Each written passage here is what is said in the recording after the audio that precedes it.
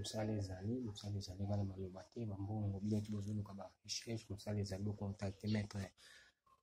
maître spiritualité naza awa na kosunga bino ya baproblème tu bozala yango eza spiritualité.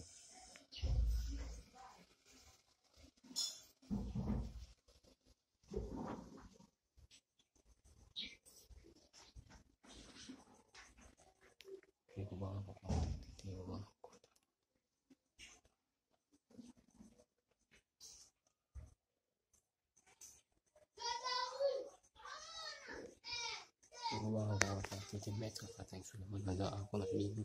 na contacte tanga te makambo eza na spiritualité makambo ya spiritualité donc balobi